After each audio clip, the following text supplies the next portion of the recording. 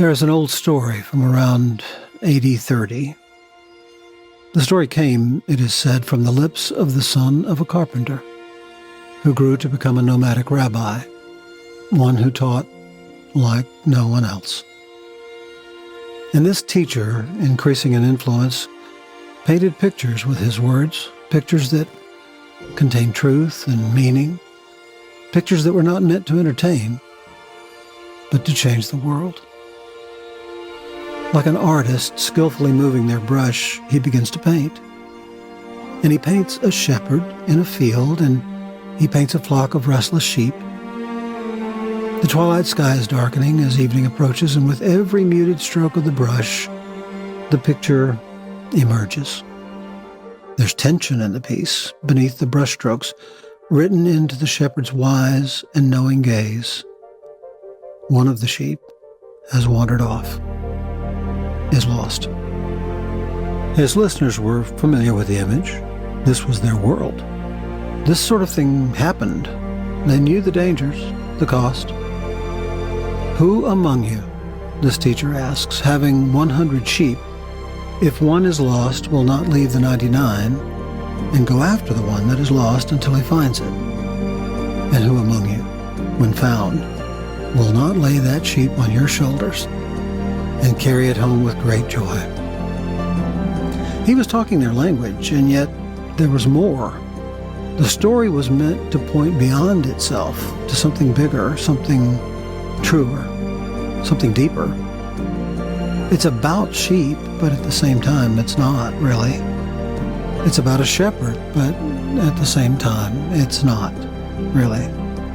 It's about something more. Lostness and foundness. It's about the deep sense of feeling incomplete, the search that we all go on for satisfaction, wholeness, peace. It's about the lostness that we sense in our hearts that all other distractions have failed to contain, what we feel in our most honest, least masked moments. We all feel something of this. What am I doing here? And in the vastness of that question, we feel lost. It's about the deep human need in the people that this rabbi could see. But it's also about you, and it's also about me. We experience lostness in 1,000 different ways. We are the sheep. But it's only half the story. There is also a shepherd who goes after the sheep, who leaves everything to find it, and when he does, gently picks it up, puts it on his shoulders, and carries it home.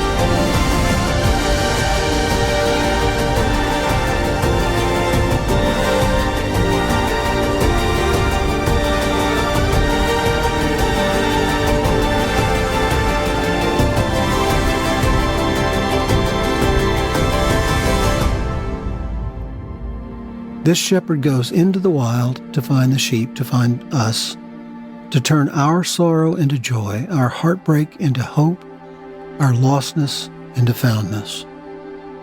This shepherd, this great hope for our deepest ache, is the God who comes after us, the God who comes to us, the God who carries us home. It's just a little story, but it points to something bigger. The story of a God so full of love that he would stop at nothing, leave everything, in order to find us. And the way it begins is so well known it can almost be missed. It begins with some shepherds watching their flocks in the fading light. It begins in a stable with the baby's cry, announcing into the silent night that God has come, that God has run, that God is here with us.